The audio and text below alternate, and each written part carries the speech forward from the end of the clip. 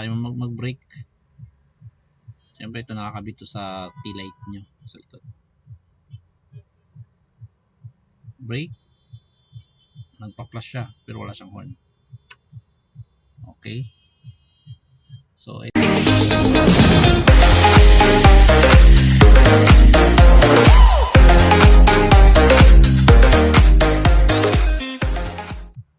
Okay.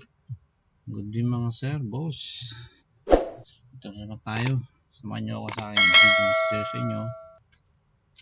Ito yung version 2 na Hybird switch auto off hazard 5-in-1. Yung mga nauna kong video yun yung hazard hybrid switch din, kaya version 1.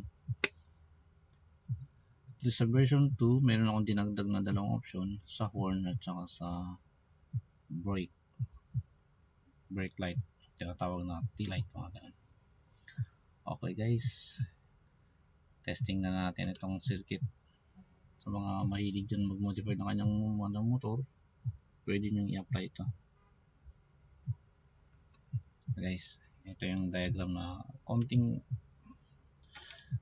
tutorial lang, demo schematic. Okay, so halimbawa naka-ignition key ka na, yan, may supply na siya, active mo yung mga flasher mo, mga horn, signal light. So dito tayo sa hazard. Yun, booking hazard mo, left turn, okay,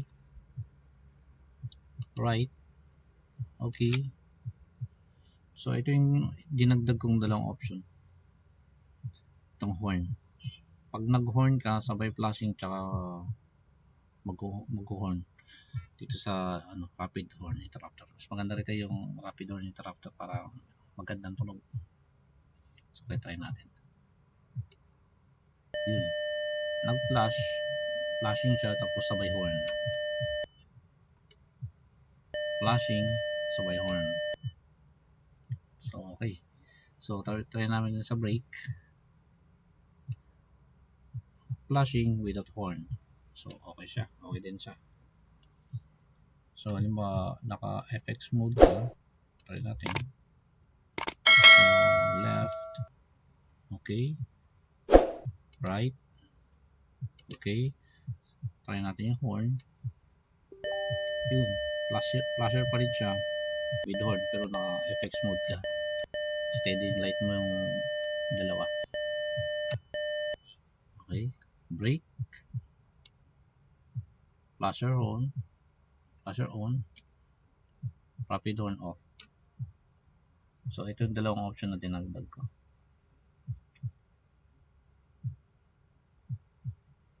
Okay, okay guys. Horn, flashing, and horn,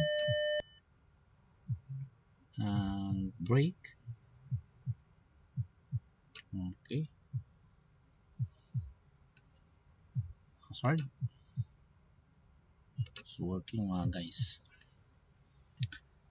So sa mga bago pala dyan sa akin channel, huwag niyo kalimutan like and share and click the notification bell para lagi kang update pag may bago tayong video i-upload.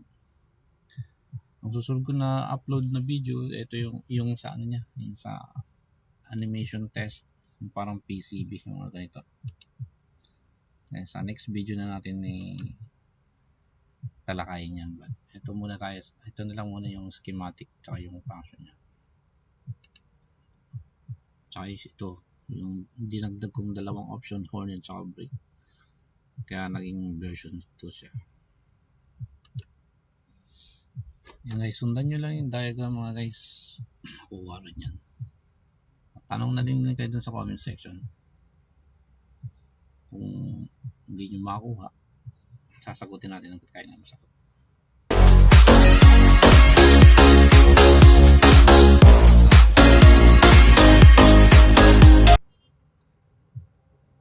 Good day.